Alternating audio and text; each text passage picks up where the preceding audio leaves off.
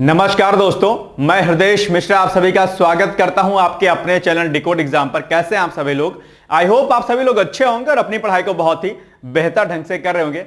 देखिए, इस समय हम लोग बहुत ही महत्वपूर्ण करंट अफेयर्स पर चर्चा कर रहे हैं और आपको एक बात मैं बहुत ही क्लियरिटी के साथ कह दे रहा हूं कि जो सीरीज मैं आपको करा रहा हूं, यह मैगजीन आप सामने हमारे देख पा रहे होंगे।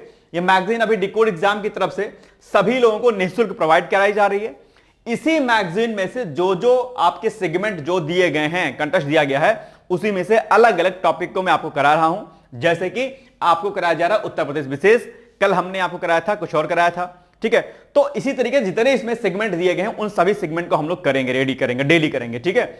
आप कहिए तो एक दिन में मैं 2 वीडियो रिलीज कर दूं, या फिर आप कहिए तो मैं एक ही वीडियो में जो है 2-2 टॉपिक लेकर चलूं, ताकि आपका 7-8 दिन के अंदर जितने महत्वपूर्ण करंट अफेयर्स हैं, ध्यान दीजिएगा, क्योंकि करंट अफेयर्स तो एक बहुत बड़ा सेगमेंट है, लेकिन उस बड़े सेगमेंट में से एज ए रिवीजन के पॉइंट ऑफ व्यू से मैं आपको करा रहा हूं।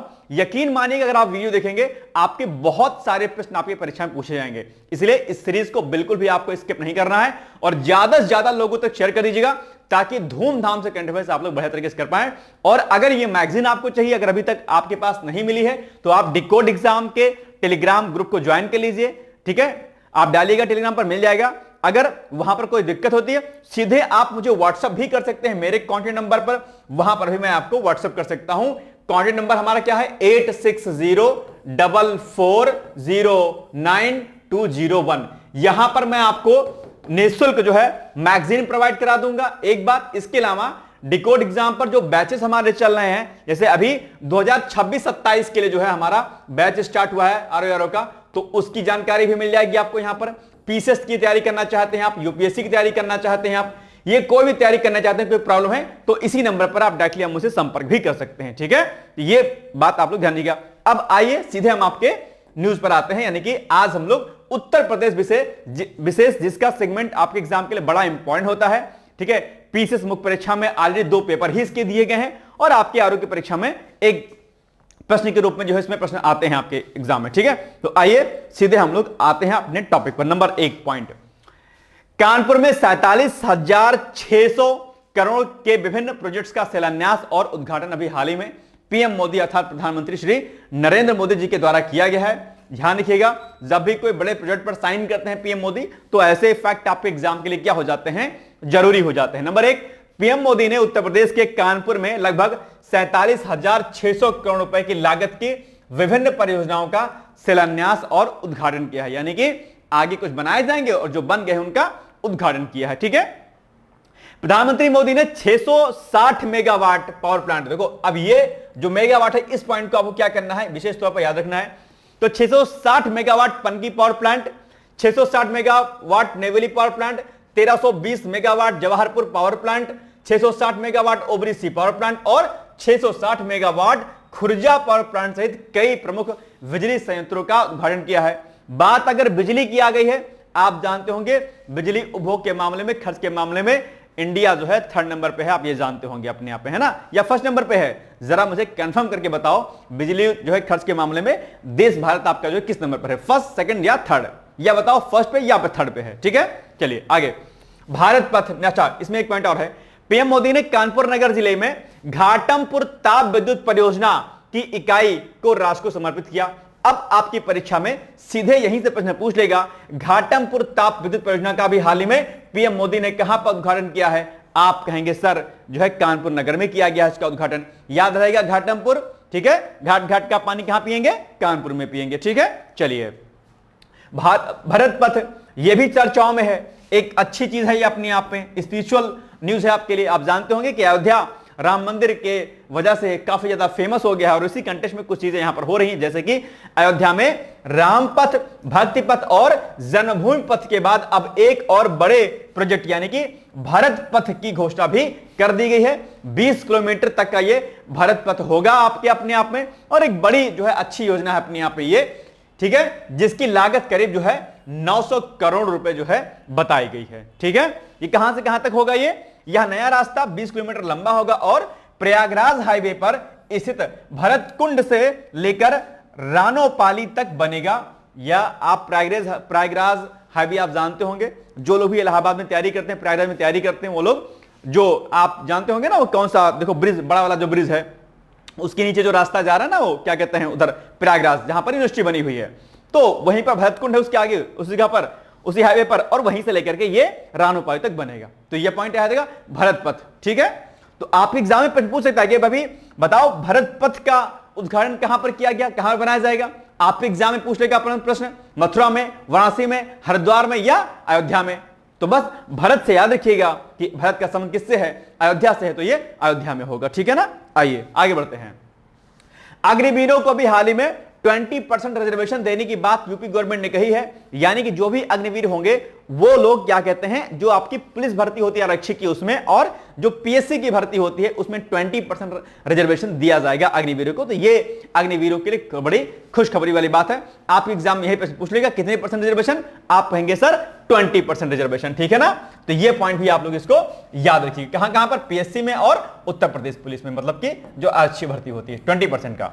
नेक्स्ट है द अनटोल्ड स्टोरी ऑफ ए योगी का पोस्टर अभी हाल ही में जारी किया गया। आप जानते होंगे जो सीएम योगी के ऊपर अपने आप में एक मूवी है, यानी कि उत्तर प्रदेश के मुख्यमंत्री योगी आदित्यनाथ के जन्मदिन के अवसर यानी कि 5 जून पर निर्माताओं ने उनकी अपकमिंग फिल्म का नया पोस्टर जारी किया है। अज्ञेय लेखक शांतनु गुप्ता की किताब the monk who became chief minister, the definitive biography of Yogi Adityanath, तो इन्हीं पर ये बनी हुई है। इसका ये लेखक भाई साहब जो है शांतनु गुप्ता, इनका नाम और इसका नाम जो है आपको क्या करना है, याद रखना है, पूछ सकता है। ये बड़ी अच्छी है, इंपॉर्टेंट न्यूज में है ये। हालांकि ध्यान रखिएगा, जितने मैं आपको यहां पर न्यूज करा रहा हूं ये सबके सब इंपॉर्टेंट है। इस मैगजीन, जो भी मैगजीन मैंने आपको बताया था डिकोड एग्जाम की, इस डिकोड एग्जाम के मैगजीन में भी जो इंपॉर्टेंट फैक्ट है वो मैं आपको करा रहा हूं। बिल्कुल भी सीरीज को मत छोड़िएगा, एक एक प्रश्न आपके एग्जाम के लिए बिल्कुल इंपॉर्टेंट है, छान छान के मैं आपके लिए लेके आया हूं जो आपके लिए सबसे बेहतरीन, सबसे बढ़िया प्रश्न है। ठीक है, आइए। कुशीनगर में रॉकेट प्रक्षेपण का सफलतापूर्वक जो है प्रक्षेपण यानी कि परीक्षण किया गया अपने आप में। तो भारतीय अंतरिक्ष अनुसंधान संगठन यानी कि इसरो की बात हम लोग करते हैं। अच्छा, इसरो की बात अगर करते हैं तो तुरंत सबसे पहले मुझे आप लोग बताइए कि इसरो के अध्यक्ष कौन है। तुरंत आपके सामने, आपके पास 20 सेकंड का टाइम है, तुरंत मुझे बताइए कि बताओ इसरो के जो अध्यक्ष कौन है। भाई साहब ध्यान दीजिएगा, इसरो के अध्यक्ष, ठीक, डीआरडीओ के अध्यक्ष, इनकी स्थापना वर्ष आदि के बारे में बहुत सारे प्रश्न बनता है, और इनकी जो नीतियां होती हैं, जो चीजें काम करते हैं, उन पर तो प्रश्न बनता ही बनता है। इसलिए ध्यान रखिएगा, इसरो के अध्यक्ष कौन है और डीआरडीओ के अध्यक्ष कौन है, तुरंत मुझे कमेंट करके फट से बताइएगा, बहुत इंपॉर्टेंट फैक्ट है आपके लिए। ठीक है, तो अभी क्या हुआ है कि इसरो ने उत्तर प्रदेश के कुशीनगर में, कहां पर भाई साहब, कुशीनगर में रॉकेट प्रक्षेपण का सफलतापूर्वक प्रक्षेपण किया है। यह पॉइंट आप लोग क्या करिएगा, यूपी के कुशीनगर में। ठीक, आगे। यह राज्य के लिए एक ऐतिहासिक क्षण है। क्यों? क्योंकि राज्य में पहली बार रॉकेट के माध्यम से छोटे उपग्रह पैलोड का प्रक्षेपण किया गया है, इसलिए यह उत्तर प्रदेश के लिए विशेष अवसर है। और चूंकि विशेष अवसर है इसलिए यह प्रश्न आपकी परीक्षा के लिए भी विशेष हो जाता है। ठीक है ना, तो याद रखिएगा भाई साहब, दिमाग में उतार लीजिएगा, नहीं तो दिल दिमाग गुलगप्पा हो जाएगा और जीवन भी गुलगप्पे जैसा ही हो जाएगा। वैसे तो गुलगप्पे खाने नहीं चाहिए, मैंने बार बार मना करता हूं, फिलहाल एग्जाम के टाइम में तो बिल्कुल भी नहीं खाना है। अपने ईश्वर से यह प्रार्थना करनी है, अल्लाह से, गॉड से, जीसस से, कि हे ईश्वर हमें सही रास्ते पर ले चले। ओम अस्तु मा सद्गमय तमसो मा ज्योतिर्गमय और मृत्योर्मा अमृतम गमय, है ना। तो ये भाव अपने भीतर रखिएगा जरा थोड़ा सा, ठीक है, कुछ दिन के लिए कंट्रोल करिए अपनी चीजों के लिए। ठीक है, और जो चैटियाते हैं ना, चैटियाना थोड़ा सा क्या कर दीजिए, बंद कर दीजिए, एग्जाम हो जाएगा तब कर लीजिएगा। ठीक है, कोई छोड़ छाड़ के नहीं जाएगा, और आप पढ़ाई के चक्कर में कोई छोड़ के आपको चला जाता है तो उसकी नुकसान है, आपका नुकसान नहीं है एक्चुअली में। ठीक है, चलिए कुछ बन जाइएगा भाई साहब, तो दुनिया आपका सम्मान करेगी, अदरवाइज कोई सम्मान नहीं करेगा। ठीक है, आपके घर में जो डॉगी होगा वो भी आपका सम्मान नहीं करेगा, क्योंकि बिस्किट तो ले नहीं है, पैसे नहीं देगा, बिस्किट क्या खिलाओगे उसको, तो कुत्ता भी नहीं पूछेगा, बाकी तो बात छोड़ दीजिए, डॉगी भी नहीं पूछता है भाई, उसको भी वो तभी आप उसको प्यार करेंगे, उसको कुछ खिलाओगे पिलाओगे। तो ध्यान रखिएगा, जानवर इंसान कोई साथ नहीं देता है अगर आप कामयाब नहीं होते हैं तो। ठीक है, याद रखिएगा इस पॉइंट को। यह परीक्षण अक्टूबर नवंबर में होने वाले एक बड़े आयोजन की प्रस्तावना था, जिसमें लगभग 900 युवाओं द्वारा निर्मित उपग्रहों का परीक्षण किया जाएगा, प्रक्षेपण किया जाएगा, परीक्षण किया जाएगा। ठीक है, चलिए आइए नेक्स्ट क्वेश्चन है। उत्तर प्रदेश में संकटग्रस्त वन्य जीवों के संरक्षण के लिए 2 नए रिहैबिलिटेशन सेंटर जो है बनाने जाने की घोषणा हुई है, यानी कि उत्तर प्रदेश सरकार ने, मुख्यमंत्री योगी मुख्यमंत्री योगी आदित्यनाथ के नेतृत्व में गैंडों और अन्य संकटग्रस्त जो भी हैं, क्या गैंडों और अन्य संकटग्रस्त वन्यजीव प्रजातियों के प्राकृतिक आवास को संरक्षित करने के लिए महत्वाकांक्षी योजना की शुरुआत की है। इस योजना के तहत दुधवा राष्ट्रीय उद्यान लखीमपुर में 2 नए राइनो रिहैबिलिटेशन सेंटर जो है स्थापित किए जाएंगे। जानते होंगे कुछ जीव जंतु ऐसे होते हैं जो संकटग्रस्त स्थिति में आ जाते हैं, यानी कि वो खत्म होने वाली स्थिति में रहते हैं। ऐसे में उनके रिहैबिलिटेशन के लिए सेंटर बनाए जाते हैं, जो कि आपकी यूपी में बनाए जा रहे हैं। एक बात ध्यान रखिएगा, इनके संरक्षण के लिए देखो, जीव जंतु के संरक्षण के लिए बायोडायवर्सिटी के लिए 2 तरीके होते हैं। क्या तरीके होते हैं? मुझे पूरा उम्मीद है कि आप इसको जानते होंगे। एक को हम क्या बोलते हैं भाई साहब? एक को बोलते हैं हम लोग इन सीटू कंजर्वेशन, है ना, और एक को क्या बोलते हैं? एक्स सीटू कंजर्वेशन, यही ना बोलते हैं। तो इन सीटू कंजर्वेशन क्या होता है?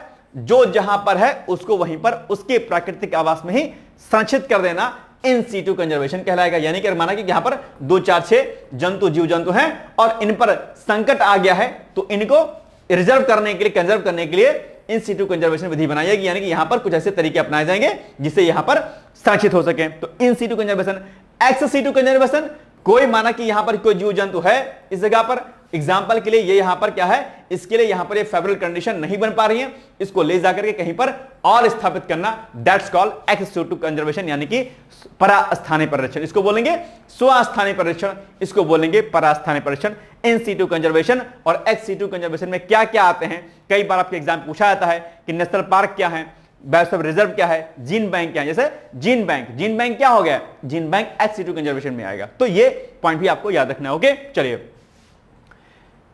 ये पॉइंट हो गया। अब आगे, आगरा में अंतरराष्ट्रीय आलू केंद्र की स्थापना को मंजूरी दी जाएगी। आप जानते होंगे आगरा में आलू बहुतायत मात्रा में पाए जाते हैं, ठीक है, तो बहुतायत मात्रा में पाए जाते हैं, इसीलिए जो है क्या है, बढ़िया है। एक दिन मैंने आपको बताया था अपने फ्रेंड की कहानी कि उसके घर में जो पैसे हैं फ्रिज में रखे जाते हैं, इतना आलू बेचता है ना। तो मैंने कहा भाई ये तो हमारा खेल अलग है, हम लोग आइस जो है पानी रखते हैं फ्रिज में, आइसक्रीम बनाते हैं, वो पैसे रखते हैं भाई साहब, इतना पैसा बताइए। पीएम मोदी की अध्यक्षता में केंद्रीय मंत्रिमंडल ने उत्तर प्रदेश के आगरा में अंतरराष्ट्रीय आलू केंद्र के दक्षिण एशिया क्षेत्र केंद्र की स्थापना के लिए कृषि एवं किसान कल्याण विभाग के प्रस्ताव को मंजूरी प्रदान कर दी है। तो अब वहां पर एक अंतरराष्ट्रीय आलू केंद्र बनाया जाएगा, जिससे जो है यहां पर हमारे व्यापक स्तर पर निर्यात होगा, ठीक है। इस क्षेत्र में विशाल संभावनाओं का दोहन और अन्वेषण करने के लिए अंतरराष्ट्रीय आलू केंद्र का दक्षिण एशिया क्षेत्रीय केंद्र सिंगना आगरा उत्तर प्रदेश में स्थापित किया जा रहा है। ओके, चलो, लखनऊ में सबसे बड़े ब्रह्मोस उत्पादन संयंत्र का उद्घाटन अभी हाल ही में किया गया है। रक्षा मंत्री कौन है? राजनाथ सिंह, इन्होंने इसका उद्घाटन किया है।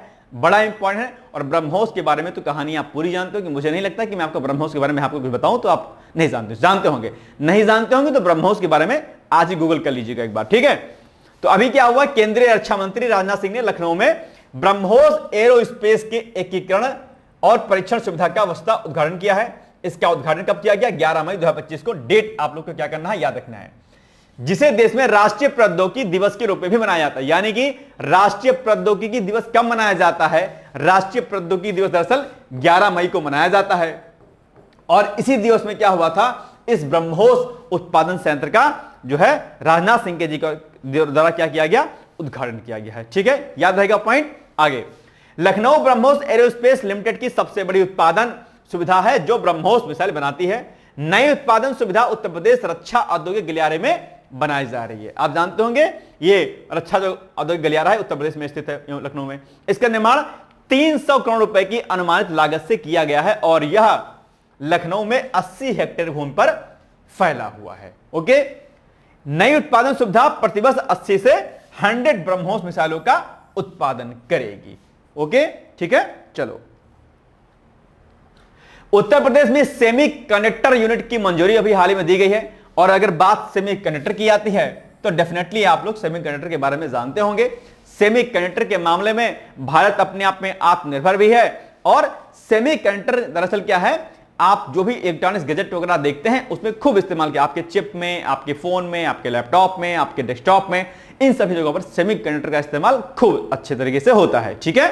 तो याद रखिएगा। तो अभी हाल ही में क्या, पीएम मोदी की अध्यक्षता में केंद्रीय मंत्रिमंडल ने इंडिया सेमीकंडक्टर मिशन के तहत उत्तर प्रदेश में सेमीकंडक्टर यूनिट की स्थापना को मंजूरी प्रदान कर दी है, ठीक है। तो यह अपने आप में उत्तर प्रदेश के लिए बड़ी बात है। दूसरा, इससे 3,700 करोड़ रुपए का निवेश आकर्षित होगा।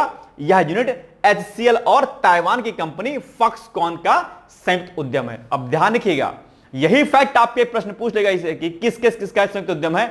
आप कहेंगे सर HCL का, किसका? HCL का, और ताइवान की कंपनी कौन सी है? फॉक्सकॉन।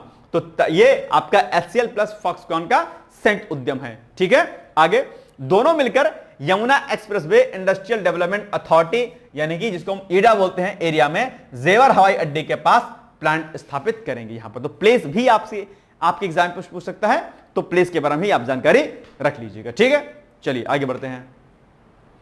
लखनऊ में बनेगा सीड पार्क। क्या बनेगा? सीड पार्क बनेगा। बड़ा इंपॉर्टेंट फैक्ट आपके लिए भी।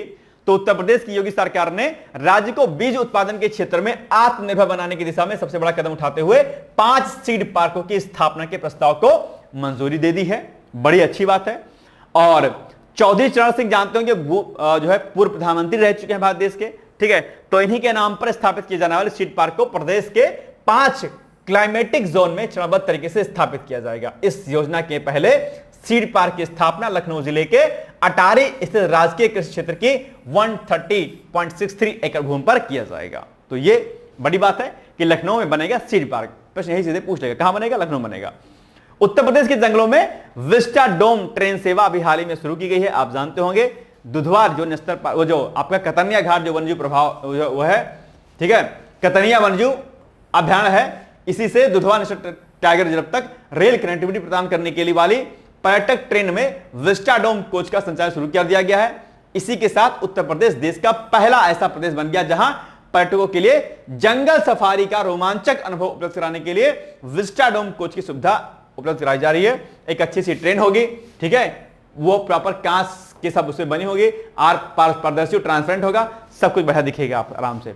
बड़ी अच्छी सुविधा है और आई थिंक अभी शायद इसकी शुरुआत शायद कर भी दी गई है ना।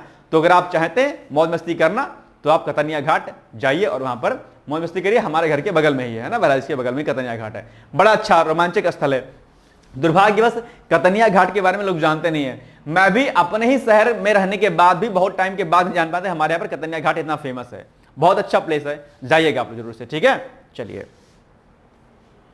बीएचयू द्वारा 3 नई फसल किस्में जारी की गई हैं, जिसमें से आप जानते होंगे, ठीक है, कि जो कृषि एवं किसान मंत्रालय है ने उत्तर प्रदेश के किसानों के लिए वाराणसी स्थित बीएचयू द्वारा विकसित 3 नई फसल किस्में जारी की हैं। कौन कौन सी हैं? इसमें चावल की 2 किस्में हैं, याद रखिएगा पॉइंट, ठीक है। कितना? चावल की 2 किस्में कौन कौन सी हैं? मालवीय मनीला सिंचित धान 1 और मालवीय धान 105 सब 1, और सरसों की 1 किस्म मालवीय निधि। तो 2 चावल की, 1 सरसों की, 2 1 और कितनी हो गई? 3 हो गई हैं। अच्छा, एक बात और, इसमें से जो मालवीय मनीला सिंचित धान 1 है, यानी कि पहला वाला, ये ऑलरेडी जो है इसके बीज जो है पहले से बाजार में उपलब्ध है, जबकि अन्य 2 2026 से उपलब्ध होंगे। तो इसके बीज ऑलरेडी हैं प्रेजेंट, और इसके यानी कि मालवीय धान 105 इसके सब फर्स्ट के और मालवीय निधि के इसके जो बीज आपके 2026 में मिलने शुरू हो जाएंगे। ठीक है, क्या देखिएगा। चलिए, तो ये तीनों नाम आपको याद रखना है और किसकी तरह विकसित किए गए हैं यह भी ध्यान रखिएगा। उत्तर प्रदेश में रात्रिकालीन लैंडिंग हवाई पट्टी यानी कि मई 25 में उत्तर प्रदेश के शाहजहांपुर में गंगा एक्सप्रेसवे पर 3.5 किलोमीटर लंबी हवाई पट्टी तैयार की गई है, जो देश की पहली ऐसी एक्सप्रेस हवाई पट्टी है जहां भारतीय वायुसेना के लड़ाकू विमान दिन और रात दोनों समय में लैंडिंग और टेक ऑफ कर सकते हैं। ठीक है, तो ये अच्छी बात है।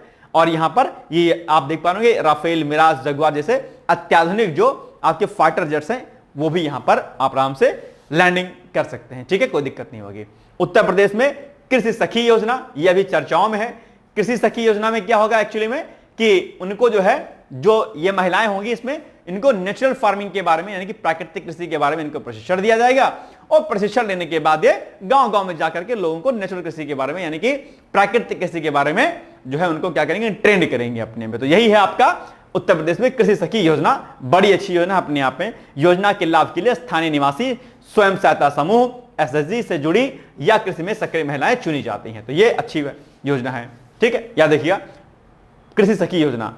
कृषि सखी मतलब खेती की सखी जो होती हैं कि खेती को कैसे ग्रो कराया जा सकता है, नेचुरली कैसे ग्रो कराया जा सकता है। ठीक है, याद रहेगा। चलिए, उत्तर प्रदेश में ग्रामीण बैंकों का विलय अभी हाल ही में किया गया है, और यह भी क्या है आपके लिए इंपॉर्टेंट है, ध्यान दीजिएगा। ठीक है, इसमें जो है क्या होगा, एक आपका आर्यावर्त बैंक, एक प्रथमा बैंक और एक बैंक का बड़ौदा लखनऊ बैंक जो है, उत्तर प्रदेश बैंक जो है, इसमें तीनों को मर्ज कर दिया गया है। इसका हेडक्वार्टर लखनऊ में होगा और ये अच्छी न्यूज है आपके लिए, तो ये इसको आप लोग याद रख लीजिएगा। इसका उत्तर प्रदेश ग्रामीण बैंक का मुख्यालय, इसका नाम क्या रखा जाएगा, तीनों को मर्ज करके, यानी कि आर्यावर्त, ठीक है, आर्यावर्त बैंक, प्रथमा बैंक और बड़ौदा उत्तर प्रदेश बैंक का विलय कर दिया गया है। विलय करने के बाद इसका नाम उत्तर प्रदेश ग्रामीण बैंक के नाम से जाना जाएगा, जिसका मुख्यालय कहां पर होगा, लखनऊ में होगा। तो 3 फैक्ट इसमें है, इन तीनों के नाम, इनका जो बनेगा वो नया नाम और सेंटर कहां पर है, लखनऊ में। तो इतना आपको क्या करना है, याद रखना है, ठीक है। इसका प्रायोजक बैंक जो है बैंक ऑफ बड़ौदा को बनाया गया है। ओके, चलिए। उत्तर प्रदेश सरकार का ट्रांसजेंडर नागरिकों के लिए विशेष राशन कार्ड अभियान, राशन कार्ड को जो है, जो राशन कार्ड आप जानते होंगे खाद्य पदार्थों के लिए और बाकी अन्य कई चीजों के लिए उपयोगी होता है। ऐसे में जो ट्रांसजेंडर होते हैं उनको खाद्य सुरक्षा की दिक्कत ना हो, इसके लिए जो है ये प्रोग्राम चलाया जा रहा है, ठीक है। यानी कि ट्रांसजेंडर समुदाय के लिए राष्ट्रीय खाद्य सुरक्षा अधिनियम के तहत राशन कार्ड जारी करने हेतु तो एक विशेष अभियान शुरू किया गया है। इस पहल का उद्देश्य ट्रांसजेंडर व्यक्तियों को खाद्य सुरक्षा के दायरे में लाना और उन्हें सामाजिक एवं आर्थिक सुरक्षा प्रदान करना है, यानी कि उनको economic security and social security मिल सके, ताकि कोई उनको दिक्कत ना हो सके, तो उनको राशन कार्ड प्रदान किए जाएंगे। ओके, वैश्विक क्षमता केंद्र जीसीसी नीति, तो ये क्या है, उत्तर प्रदेश सरकार ने वैश्विक निवेश को आकर्षित करने के लिए वैश्विक क्षमता केंद्र नीति 2024 को मंजूरी दे दी है। और इसका उद्देश्य क्या है, इसका उद्देश्य यह है कि उत्तर प्रदेश को IT, banking, health care, engineering और अत्याधुनिक तकनीकों में वैश्विक क्षमता केंद्रों का प्रमुख हब बनाना है, ताकि एक बड़े लेवल पर उत्तर प्रदेश जो है आगे आए। चाहे बात हो हेल्थ की हो, एजुकेशन की हो, आईटी सेक्टर की हो, इंजीनियरिंग की हो, टेक्नोलॉजी कोई भी हो, उसमें आत्मनिर्भर बन सके उत्तर प्रदेश, ताकि हम ग्लोबली लीड कर सकें अलग अलग चीजों को लेकर के, ठीक है। तो और इससे निश्चित तौर पर जो है अर्थव्यवस्था हमारी मजबूत होगी और अर्थव्यवस्था के मजबूत होने के साथ साथ कहीं ना कहीं रोजगार का सृजन भी होगा और रोजगार के सृजन की वजह से कहीं ना कहीं हमारी इकोनॉमी और बेहतर होगी, ठीक है। चलो, ये पॉइंट यहां पर दिया गया है। नोएडा, ग्रेटर नोएडा, लखनऊ, कानपुर, वाराणसी जैसे शहरों में समर्पित जीसीसी यानी कि वैश्विक क्षमता केंद्र और प्लग एंड प्ले इंफ्रास्ट्रक्चर बनाए जाएंगे, ठीक है। चलिए, वीर रथ पार्क, यह भी चर्चाओं में बहुत है भाई साहब। तो उत्तर प्रदेश के नोएडा में स्वतंत्रता संग्राम के वीरों की स्मृति में वीर रथ पार्क जो है बनाया जाएगा। यहां पर भगत सिंह, राजगुरु और बाकी जो भी हमारे क्रांतिकारी रहे हैं उनसे संबंधित एक म्यूजियम भी बनाया जाएगा अपने आप में, ताकि हम अपने राष्ट्र के प्रति जो समर्पित लोग थे, जो शहीद थे, हमारे जो क्रांतिकारी थे, उनको हम लोग जो उनके बारे में जाने, समझे और उनसे प्रेरणा लेकर हम अपने देश को मजबूत कराने का काम कर सके, ठीक है। तो अच्छी बात है अपने आप में। और यह पार्क ग्रेटर नोएडा एक्सप्रेसवे के पास सेक्टर 145 के नलगढ़ा गांव में लगभग 22 एकड़ क्षेत्र में बनेगा, जिसकी अनुमानित लागत 42 करोड़ रुपए रखी गई है, ठीक है।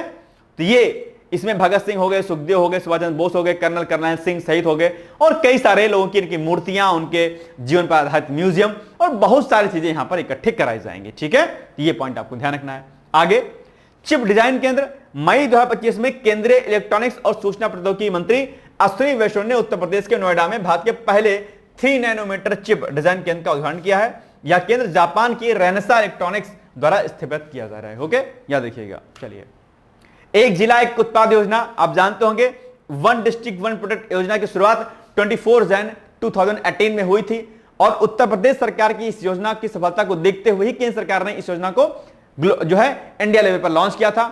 वन डिस्ट्रिक्ट वन प्रोडक्ट के अंतर्गत क्या होता है कि किसी डिस्ट्रिक्ट के जो खास उत्पाद होते हैं, जो बहुत फेमस होते हैं लेकिन किन्हीं कारणों से वो बैक हो गए, उनको उभारने का काम करता है और ग्लोबली उसको जो है निर्यात करने का काम इसे किया था। तो अभी हाल ही में क्या हुआ है, 12 नए उत्पादों को वन डिस्ट्रिक्ट वन प्रोडक्ट यानी कि ओडीपी योजना के अंतर्गत शामिल किया गया। इसमें ये 12 के 12 प्रोडक्ट यहां पे लिखे गए हैं, जैसे बागपत का कृषि उपकरण एवं सहायक सामग्री, सहारनपुर का हौजरी उत्पाद, फिरोजाबाद का खाद्य प्रसंस्करण, गाजियाबाद का ये उत्पाद ये वस्त्र और परिधान, अमरोहा का धातु एवं लकड़ी के हस्तशिल्प, आगरा का पेठा उद्योग, आप जानते होंगे पेठा और आलू दोनों वहां का फेमस है, और सभी प्रकार के फुटवेयर भी आगरा का, हमीरपुर का धातु उत्पाद, बरेली के लकड़ी के उत्पाद, एटा से चिकोरी उत्पाद, प्रतापगढ़ से खाद्य प्रसंस्करण फूड प्रोसेसिंग, ठीक है। प्रतापगढ़ का आंवला भी फेमस है, जानते होंगे आप।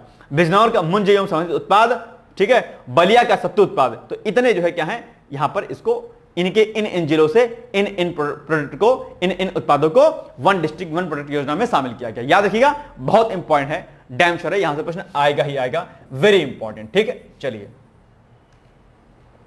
बनारसी शहनाई, ठीक है, उत्तर प्रदेश के अन्य 20 पारंपरिक उत्पादों को जीआई टैग अभी हाल ही में दिया गया है। ठीक है, तो पीएम मोदी ने उत्तर प्रदेश के 21 पारंपरिक उत्पादों को भौगोलिक संकेत यानी जीआई टैग प्रदान किया गया है। जीआई टैग उन वस्तुओं को दिया जाता है जो इनको ग्लोबली हमें बढ़ाना होता है, जिनकी महत्ता को, इंपॉर्टेंस को बढ़ाना होता है, जीआई टैग, ताकि उनका संरक्षण भी किया जा सके और उनका जो है उनको निर्यात भी किया सके। उनमें बनारसी शहनाई एक पारंपरिक संगीत वाद्य यंत्र था जो वाराणसी की सांस्कृतिक विरासत में गहराई से निहित है। साथ ही बनारसी तबला और बनारसी भरवा मिर्च भी इसमें शामिल है। मॉडल गांव बनाए जाएंगे भाई साहब, ध्यान रखिएगा।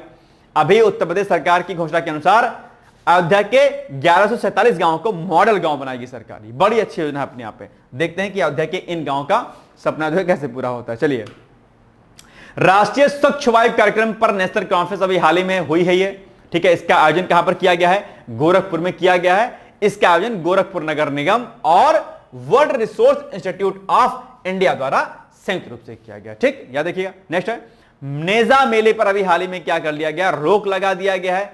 संभल जिला प्रशासन ने इस नेजे मेले पर रोक लगाई है, जो कि क्या है? यह मेला सैयद सलार मसूद गाजी की याद में परसों संभल में आयोजित किया जाता था। इसी तरीके से एक मेला बहराइच में भी लगता था, दरगाह शरीफ वाला, पता है ना?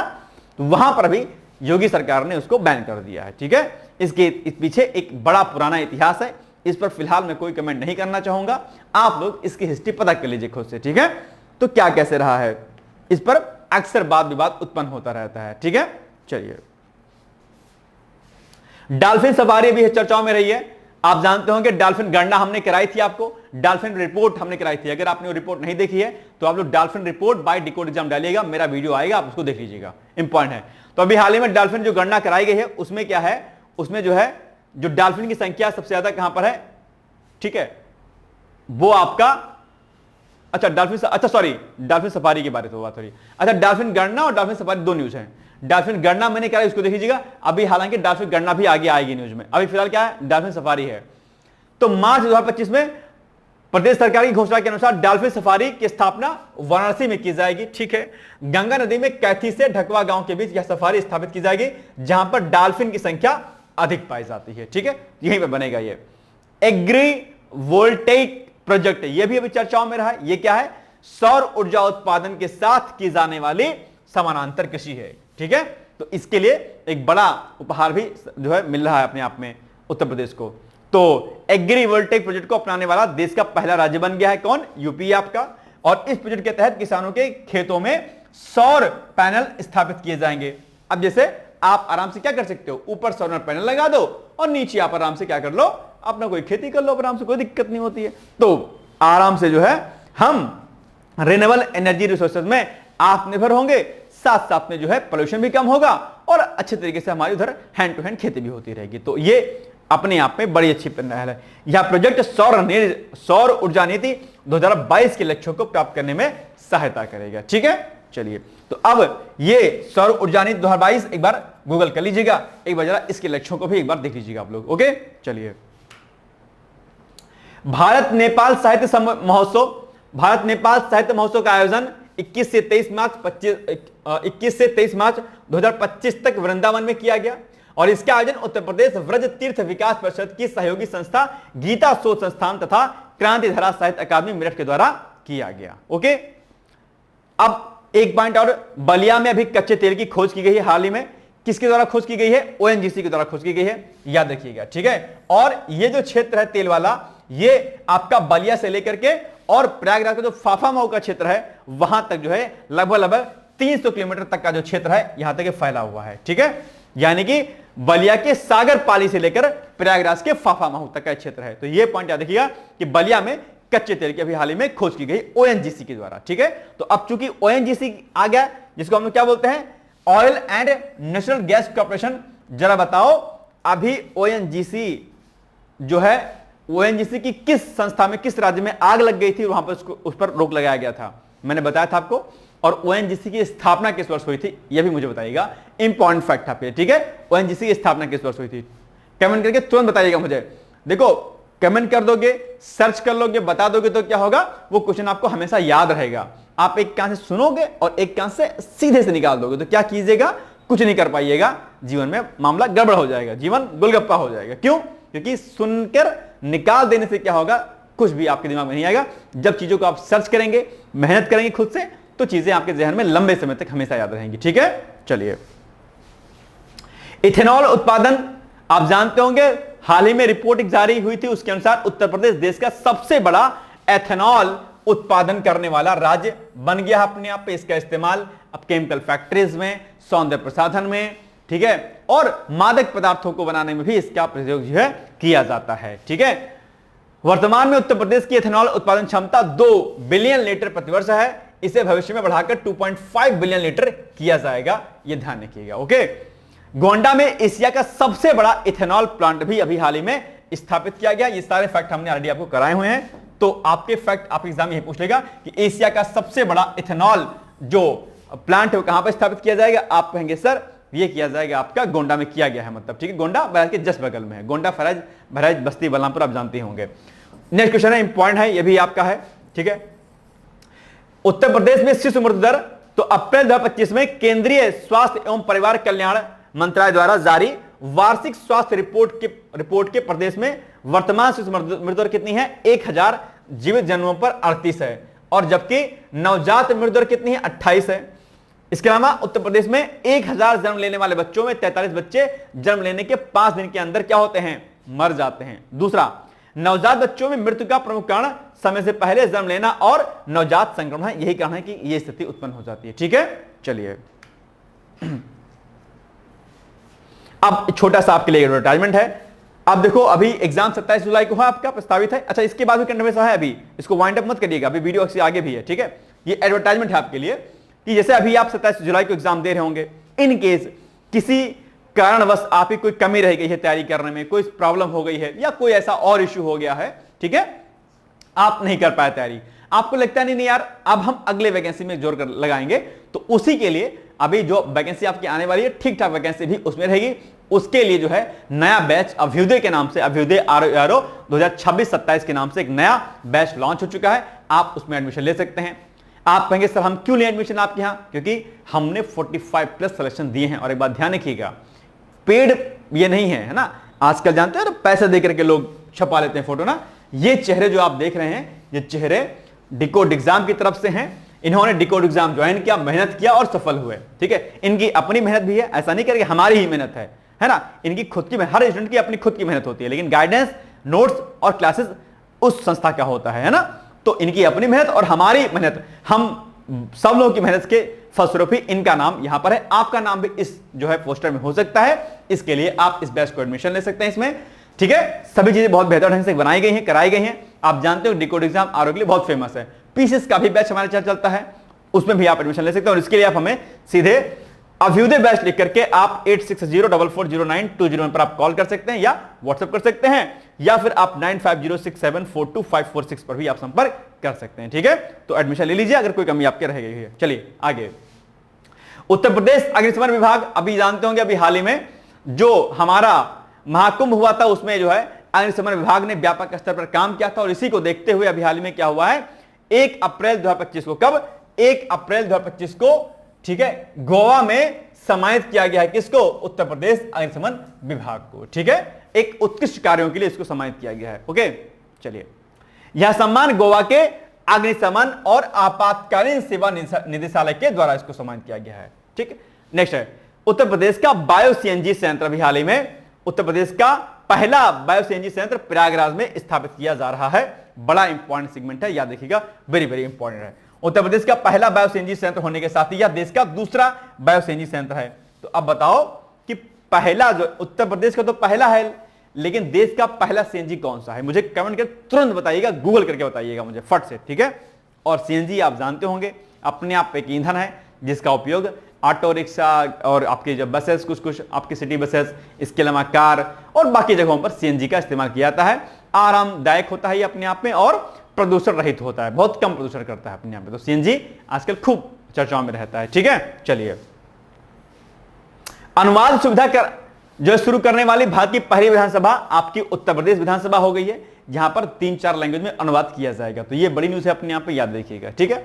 नेक्स्ट है उत्तर प्रदेश अंतर्देशीय जलमार्ग प्राधिकरण, ये भी चर्चाओं में है, यानी कि फरवरी 25 में उत्तर प्रदेश कैबिनेट के द्वारा उत्तर प्रदेश में अंतर्देशीय जलमार्ग प्राधिकरण के गठन को मंजूरी प्रदान कर दी गई है। यह प्राधिकरण जल परिवहन एवं जल पर्यटन को बढ़ावा देगा। प्राधिकरण के अध्यक्ष की नियुक्ति मुख्यमंत्री द्वारा की जाएगी, जो कि परिवहन मंत्री या नौवहन, बंदरगाह और समुद्री मामलों का विशेषज्ञ होगा अपने आप में, ठीक है। तो ये भी न्यूज है, चर्चाओं में याद रखिएगा। आगे बढ़ते हैं हम लोग। विश्व आर्द्र भूमि दिवस, आप लोग इसको जानते होंगे। विश्व आर्द्र भूमि दिवस दरअसल कब मनाया जाता है? 2 फरवरी को तो मनाया जाता है, ठीक है। और एक बात ध्यान रखिएगा, मैंने कई बार आपसे कहा है कि जितने भी महत्वपूर्ण आपके जो है दिवस होते हैं, वो जो चीजें होती हैं, ये आपके लिए क्या होती हैं? बहुत इंपॉर्टेंट होती है। महत्वपूर्ण दिवसों को आप लोग क्या करिएगा? अच्छे तरीके से रेडी कर लीजिएगा, बड़ा इंपॉर्टेंट सेगमेंट होता है आपके एग्जाम के लिए, ठीक है। चलिए, तो 2 फरवरी को विश्व आर्द्र भूमि दिवस के अवसर पर केंद्रीय पर्यावरण और वन एवं जलवायु परिवर्तन मंत्रालय द्वारा पार्वती अर्घा पश्चिम बिहार में समारोह का आयोजन किया गया है, ठीक बात है, ओके। और ये जो आपका पार्वती अर्घा पश्चिम बिहार है, ये कहां पर है? आपका गोंडा में स्थित है। और अभी हमने गोंडा में स्थित एक रामसर स्थल है। अब बताओ मुझे, अभी एक चीज मैंने आपको और बताई थी कि अभी हाल ही में गोंडा में एक प्लांट और स्थापना की गई है। क्या किया गया? अभी मैंने आपको क्या बताया था? अगर आपको याद है तो तुरंत कमेंट करके मुझे बता दो कि अभी मैंने गोंडा से रिलेटेड एक न्यूज आपको बताई थी, अभी और बताई थी, याद है? अच्छा, रामसर स्थल क्या होते हैं? रामसर स्थल आर्द्र भूमि से समित होते हैं। और आर्द्र भूमियां क्या होती हैं? जो वेटलैंड्स जिसको हम लोग बोलते हैं, बायोडायवर्सिटी के पॉइंट ऑफ से क्या होता है? रिच होते हैं। आर्द्र भूमि में आर्द्र जो भूमियां, जो दलदली भूमियां होती हैं, वहां पर बायोडायवर्सिटी अच्छी होती है अपने यहाँ पे। इसलिए आर्द्र भूमियों के संरक्षण के लिए सरकार व्यापक स्तर पर काम करती है। रामसर कन्वेंशन का नाम आपने सुना होगा, क्या? रामसर कन्वेंशन सुना ही नहीं सुना है? रामसर कन्वेंशन, रामसर कन्वेंशन, ठीक है। रामसर कन्वेंशन आपकी परीक्षा के लिए बहुत इंपॉर्टेंट है और रामसर कन्वेंशन से संबंधित ही है, ठीक है। तो इसको आप लोग याद रखिएगा, ठीक है। चलिए, इस पश्चिम बिहार की स्थापना, यानी कि ये जो आप देख पा रहे होंगे, ठीक है, पार्वती अर्घा पश्चिम बिहार, इसकी स्थापना कहां पर होती है? कब होती है? 1990 में होती है। वर्ष 2021 में इसे रामसर स्थल घोषित किया गया था। तो अब आपके एग्जाम में कई सारे फैक्ट यहां से बन जाएंगे। एक फैक्ट क्या बनेगा कि बताओ इस पार्वती अर्घा पश्चिम बिहार को जो है रामसर स्थल कब घोषित किया गया? तो 25 चल रहा है, 4 साल पहले, यानी कि 2021 में, ठीक बात है, ओके, डन। तो स्थापना और इसकी कब की गई थी? इस अर्घा पश्चिम बिहार की इसकी स्थापना की गई थी 1990 में। और ये क्या है? एक रामसर स्थल है, ठीक है। तो ये पॉइंट आपको ध्यान रखना है। तो ये प्रश्न निश्चित तौर पर आप एग्जाम में पूछ सकता है। और विश्व आर्द्र भूमि दिवस क्या? अब मुझे एक बात बताओ, तुरंत कमेंट करके फट से मुझे बताओ कि विश्व आर्द्र भूमि दिवस क्या? विश्व, बताइएगा ध्यान से, विश्व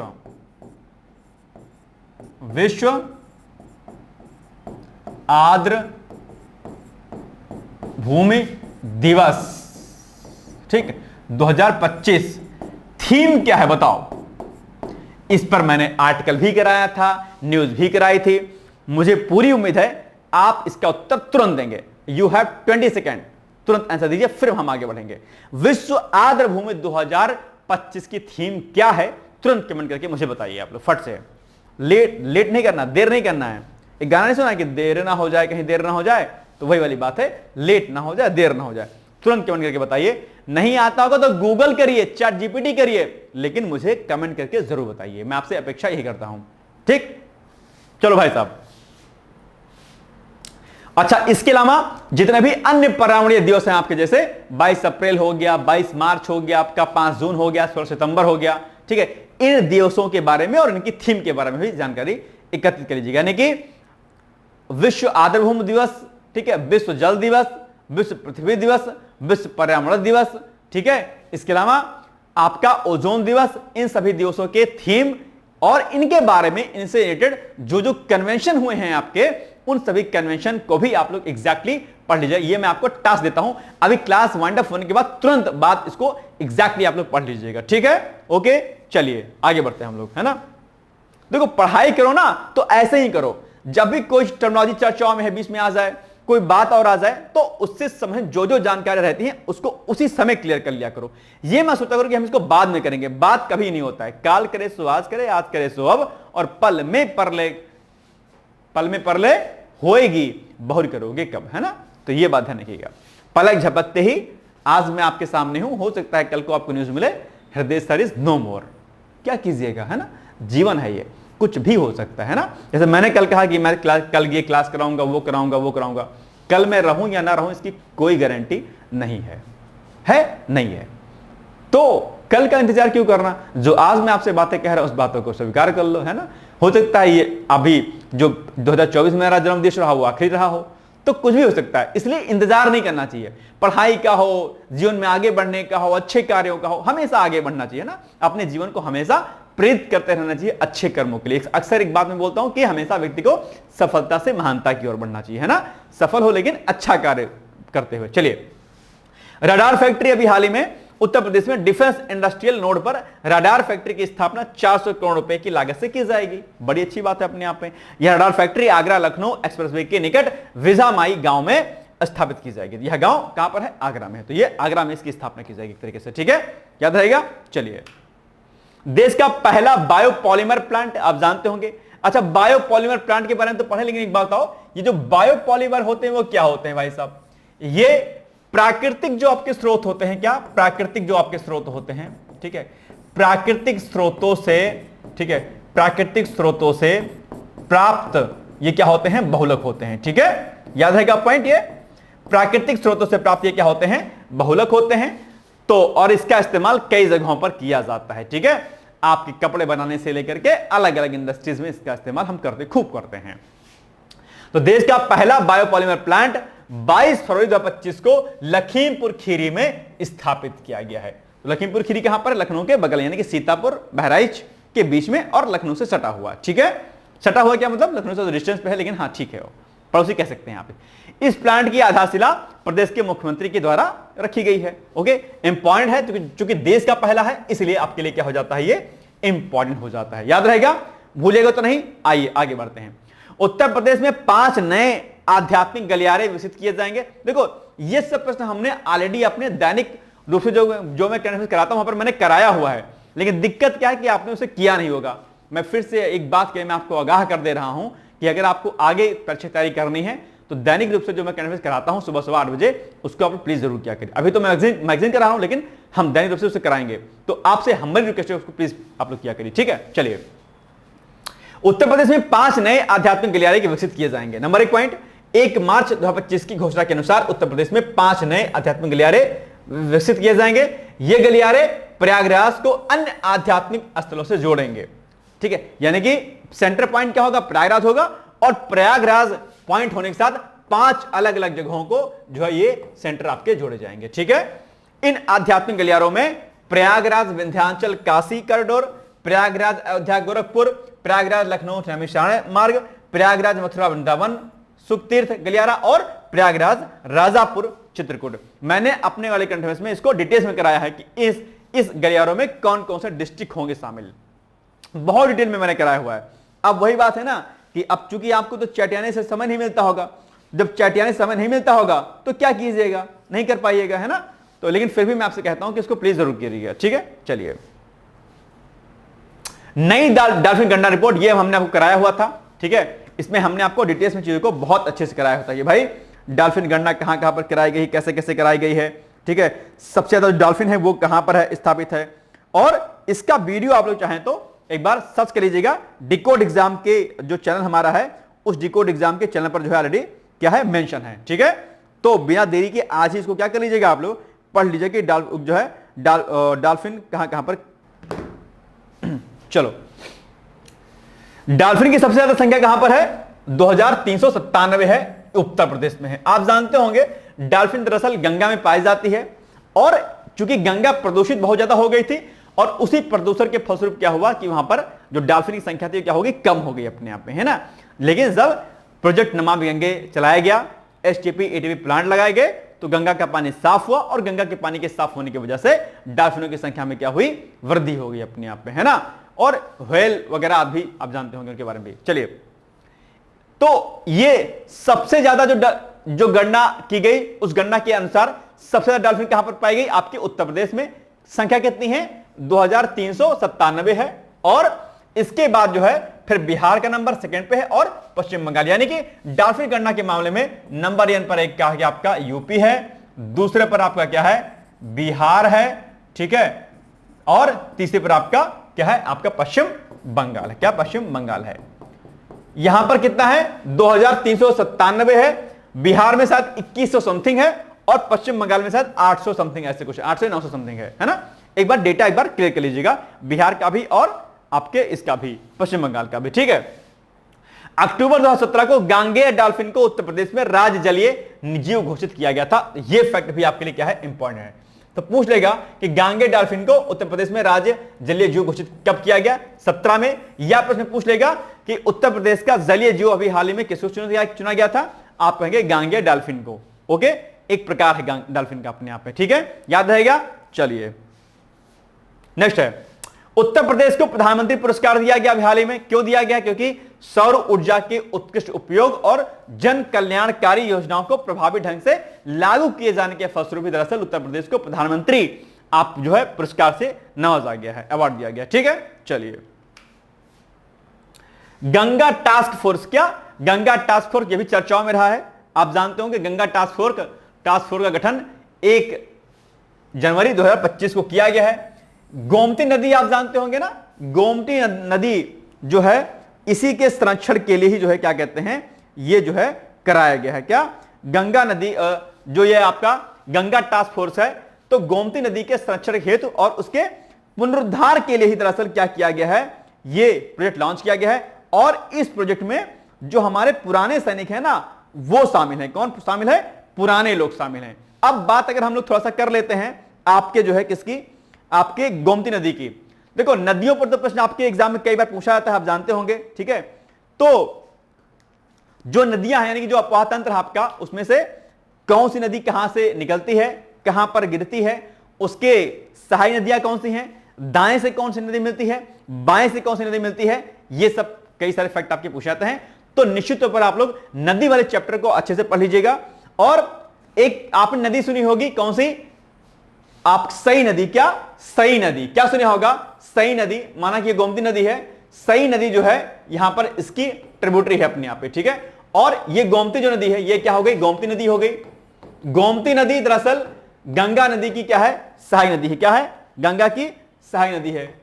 और सई नदी जो है क्या, सई नदी, सई नदी गोमती में मिलती है अपने आप में, जौनपुर के पास जो है वहां पर मिल जाती है। तो सई नदी क्या है, इसकी सहायक नदी है। और चलिए अच्छा, एक पॉइंट और आपके एग्जाम के जरूरी है, ठीक है, कि गोमती नदी का जो उद्गम होता है वो कहां पर होता है। इसका उद्गम कहां पर होगा, आप जानते होंगे पीलीभीत से होता है, पीलीभीत में एक स्थान वहीं से होता है। और इसके बाद जो है क्या होगा, ये गोमती नदी फिर क्या होगा, उत्तर प्रदेश में एक सैदपुर स्थान है। क्या सैदपुर स्थान है, कहां पर, सैदपुर, सैदपुर, सैदपुर में ही जो है ये जो गोमती नदी है वो गंगा में क्या होती है, मिल जाती है। सैदपुर में, सैदपुर में ये गोमती नदी मिल जाती है। और सई नदी गोमती नदी की सहायक नदी है जो कि जौनपुर में मिलती है। और इस गोमती नदी का उद्गम कहां पर है, आपका पीलीभीत में है। तो याद रहेगा पॉइंट सारे, ठीक है। चलिए, लखनऊ में तो गोमती नदी का विस्तार बहुत अच्छे से है ना, जानते होंगे आप। तो ये टास्क फोर्स बनाया गया है। इस टास्क फोर्स में हमारे भूतपूर्व सैनिक शामिल हैं। ये लोग जो है इस नदी के संरक्षण का काम करेंगे, ठीक है। इस टास्क फोर्स को प्रादेशिक सेना द्वारा गठित किया गया है। अब नेक्स्ट है, भारतीय अंतर्देशीय जलमार्ग प्राधिकरण का नया क्षेत्रीय कार्यालय, यानी कि भारतीय अंतर्देशीय जलमार्ग प्राधिकरण ने वाराणसी में अपने नए क्षेत्रीय कार्यालय का उद्घाटन किया है। याद रखिएगा, पहले इस क्षेत्रीय कार्यालय को उप कार्यालय का दर्जा प्राप्त था, ठीक है। और लेकिन अभी क्या हो गया, ये नया क्षेत्रीय कार्यालय का उद्घाटन कर दिया गया। यहां पर यह भारतीय अंतर्देशीय जलमार्ग प्राधिकरण का देश में स्थित छठा क्षेत्रीय कार्यालय है, याद रखिएगा। और अंतर्देशीय जलमार्ग प्राधिकरण की स्थापना वर्ष 1986 में की गई थी। इसका मुख्यालय कहां पर है, नोएडा में स्थित है। याद रहेगा पॉइंट। चलिए आगे बढ़ते हैं हम लोग। नेक्स्ट है, उत्तर प्रदेश एरोस्पेस और रक्षा नीति 2025, यह भी अभी चर्चाओं में रहा है और अच्छी न्यूज है आपके एग्जाम के लिए। इसको भी आपको बिल्कुल भी स्किप नहीं करना है, ठीक है। तो 22 जनवरी 2025 को, क्या 22 जनवरी 2025 को उत्तर प्रदेश एरोस्पेस और रक्षा नीति 2025 को मंजूरी प्रदान कर दी गई है। इसी नीति का लक्ष्य क्या है, 50,000 करोड़ रुपए के निवेश को रखा गया है। ठीक, ये इतना टारगेट रखा गया। इससे राज्य भर में 1 लाख युवाओं के लिए प्रत्यक्ष रोजगार सृजित होने की संभावना है। ठीक, आगे इस नीति के तहत राज्य सरकार राज्य में निवेश करने वाली विदेशी कंपनियों को जमीन पर 80% तक सब्सिडी जो है प्रदान करेगी। ठीक है, कोई दिक्कत तो नहीं है यहां पर। आइए आगे बढ़ते हैं हम लोग। उत्तर प्रदेश दिवस, ये अभी क्या है, चर्चाओं में है। तो उत्तर प्रदेश दिवस अगर चर्चाओं में है तो आइए इसके बारे में पढ़ लेते हैं। तो 24 जनवरी को उत्तर प्रदेश दिवस मनाया जाता है, यानी कि 24 जनवरी 2025 को उत्तर प्रदेश दिवस के 76वें संस्करण का आयोजन किया गया। इस दिवस की थीम क्या थी? थीम है, ध्यान रखिएगा, उत्तर प्रदेश में विकास एवं विरासत प्रगति पथ रखी गई थी। और इसमें जो अभी क्या हुआ है, उत्तर प्रदेश गौरव सम्मान की घोषणा भी इसी में की गई। ठीक है, वर्ष 2025 में प्रदेश के 6 व्यक्तियों को इस सम्मान से नवाजा गया। किस सम्मान से? उत्तर प्रदेश गौरव सम्मान से। कौन कौन से व्यक्ति हैं ये आपके जरूर जानना जरूरी है, तो आइए देख लेते हैं। इसमें वाराणसी के कौन है? कृष्णकांत शुक्ला है, भौतिक विज्ञान संगीतकार कवि हैं ये अपने आप में। इसके अलावा वृंदावन मथुरा के हिमांशु गुप्ता उद्यमी है, पर्यावरणविद भी हैं। कानपुर के मनीष वर्मा है, कृषि दलित उद्यमी है अपने आप में। बुलंदशहर की कृष्णा यादव है, महिला उद्यमी है। और बुलंदशहर के कर्नल सुभाष देसवाल कृषि उद्यम। और बहराइच के ही डॉक्टर जय सिंह है, केला उत्पादन में इनका नाम शामिल है। बहराइच जो कि हमारे सिटी है। ठीक है, तो इतने लोगों को भी हाल ही में क्या हुआ है, उत्तर प्रदेश गौरव सम्मान दिया गया है। याद रहेगा पॉइंट, ये भूलिएगा नहीं। इन सभी 6 व्यक्तियों के नाम आपको याद होने चाहिए। इन सभी ने अपने अपने कार्यों से राज्य को नई दिशा और दशा प्रदान की है, इसीलिए इनको उत्तर प्रदेश जो आपका गौरव सम्मान है वो प्रदान किया गया है। कब प्रदान किया गया है? जो है इनको, जो हमारा ये घोषणा हुई थी ना, कब हुई थी? उत्तर प्रदेश दिवस के अवसर पर। ठीक है, चलिए। उत्तर प्रदेश गौरव सम्मान के तहत 11 लाख रुपए की राशि दी जाती है। बड़ी बात है अपनी, कितनी? 11 लाख रुपए की राशि दी जाती है, बहुत बड़ा अमाउंट है अपने आप में। ओके, चलिए। वित्तीय स्वास्थ्य सूचकांक चर्चाओं में भी रहा है। तो जनवरी 2025 में नीति आयोग द्वारा वित्तीय स्वास्थ्य सूचकांक जारी किया गया। इस सूचकांक को 5 श्रेणियों में बांटा गया है। उत्तर प्रदेश को फ्रंट रनर की श्रेणी में महाराष्ट्र, तेलंगाना, मध्य प्रदेश और कर्नाटक के साथ रखा गया है। तो ये पॉइंट भी आपको याद रखिएगा। अब इसके अलावा एक क्वेश्चन और है, उत्तर प्रदेश की झांकी अभी हाल ही में, अब जानते होंगे, उत्तर प्रदेश की झांकी को गणतंत्र दिवस के अवसर पर दिखाया गया था और वहां पर इसको प्रथम स्थान दिया गया। ठीक है, आइए। इस झांकी की थीम जो थी, जो झांकी दिखाई गई कर्तव्य पथ पर उत्तर प्रदेश की, ठीक है, तो इस झांकी की थीम क्या थी? महाकुंभ 2025 स्वर्णिम भारत विरासत और विकास रखी गई थी। आप जानते होंगे इसी के लिए जो है आजकल उत्तर प्रदेश लगातार कई सालों से आ रहा है, प्रथम आ रहा है। ठीक है, उत्तर प्रदेश की झांकी को सर्वश्रेष्ठ झांकी का पुरस्कार दिया गया। क्या? सर्वश्रेष्ठ झांकी का पुरस्कार किसको दिया गया? गणतंत्र दिवस 2025 के अवसर पर तो उत्तर प्रदेश की झांकी को दिया गया। थीम क्या थी? महाकुंभ 2025 स्वर्णिम भारत विरासत और विकास। ठीक है, यह थीम याद रखिएगा। रक्षा राज्य मंत्री संजय सेठ द्वारा उत्तर प्रदेश को प्रथम पुरस्कार से सम्मानित किया गया है। ठीक है, याद रहेगा पॉइंट। ये सभी पॉइंट आपके लिए बहुत इंपॉर्टेंट है, इनको बिल्कुल भी आपको स्किप नहीं करना है। ओके, चलिए। अब आपके सामने छोटा सा एडवर्टाइजमेंट है। आप अगर आरओ की तैयारी कर रहे होंगे ठीक है, लेकिन आप चाहें तो पीसीएस के बैच में एडमिशन ले सकते हैं। और ये आपका जो है क्या है, सबसे इंपॉर्टेंट सेगमेंट है अपने आप में। अगर इस बैच को पीसीएस की तैयारी आप करते हैं, ध्यान दीजिएगा, 2026 में अगर आपको आरओ का एग्जाम देना है तो डायरेक्टली आपको यहां से फायदा हो जाएगा। क्योंकि अगर आप एक बड़े स्तर के एग्जाम की तैयारी करेंगे तो निश्चित तौर पर क्या होगा, छोटे एग्जाम जैसे आरओ हो गए, बाकी जो एग्जाम होंगे इससे इसी में बीट हो जाएंगे आपके। ठीक है, तो क्यों ना हम बड़े स्तर की तैयारी करें, ताकि हमारे पास 2 ऑप्शन हो। अगर आप केवल आरओ तैयारी करेंगे तो केवल आरओ का ऑप्शन रहेगा, लेकिन अगर आप पीसीएस का बेस्ट लेंगे तो ना सिर्फ इससे आप पीसीएस कर पाएंगे, बल्कि आरओ की तैयारी भी हो जाएगी और यूपीएससी के प्री की तैयारी और यूपीएससी के 4 पेपर की तैयारी हो जाएगी। आप कहेंगे सर ये कैसे? क्योंकि उत्तर प्रदेश पीसीएस का सिलेबस और यूपीएससी का सिलेबस आपका डिट्टो सेम है। ऑप्शनल को अगर हम छोड़ देंगे तो बस हल्का फुल्का क्वेश्चन के फ्रेम में चेंजेस है, बस और कुछ नहीं। मैटर सब एज इट इज वही है, डिट्टो कॉपी पेस्ट सिलेबस है पीसीएस का और यूपीएससी का। ठीक है, तो ये बात ध्यान किया। इसमें हम लोग रिकॉर्डेड वीडियो लेक्चर देते हैं, बाइलिंगुअल फॉर्म में आपको हम नोट्स देंगे, pre plus mains plus interview तीनों की तैयारी हम एक स्तर में कराएंगे आपको।